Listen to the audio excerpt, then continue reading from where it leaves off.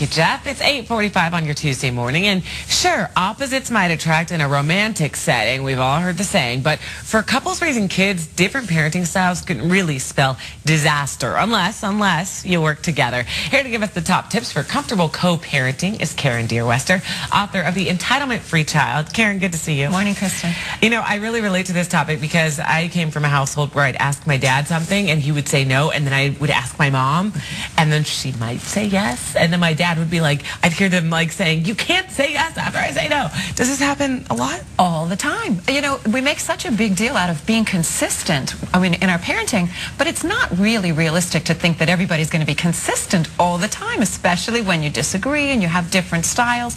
And of course, dads and daughters, sons and mothers. So I have this first rule of parenting that says, you know, whoever speaks first rules, because it's more important to have mutual respect than for the parent to be right.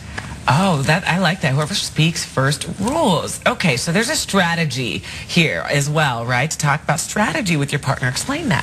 Well, what I want parents to know is if you disagree, you of course can't disagree in front of the child.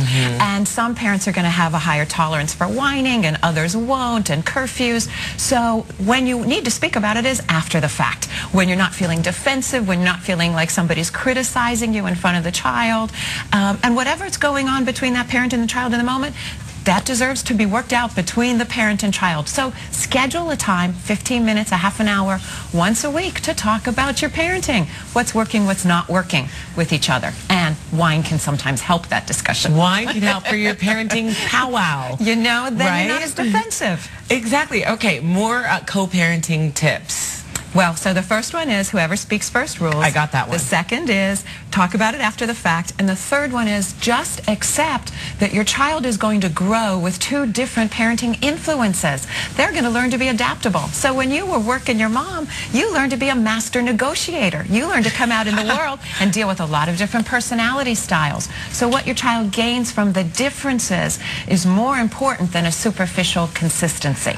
I got it. Okay, here's a really important question. Do you need to talk about, I think my parenting style is going to be this before you have your child? Because, I mean, you're together and you don't know how you're going to parent until you have a kid. So how do you talk about that? Well, you find it's set the trend immediately and talk about what kind of parents you want to be, what kind of parents you were raised with, what your values are, what your hopes are, what your dreams are. And then, of course, no matter how well you plan it, your children are going to mess up that mix because they have their own personalities. That's what we do. It's what we do. So go slowly, but let it be a process of evolving. But start young, because when you get to the high school years and you get to those big problems, you want to already have a foundation of being able to resolve conflict and disagreements between yourselves. Karen, it was such a pleasure having you here. Thank you so much. Always fun. Thanks. And for more great parenting tips, head over to our website, southflorida.com/family. Thank you again to Karen. Coming up, so much more to get to.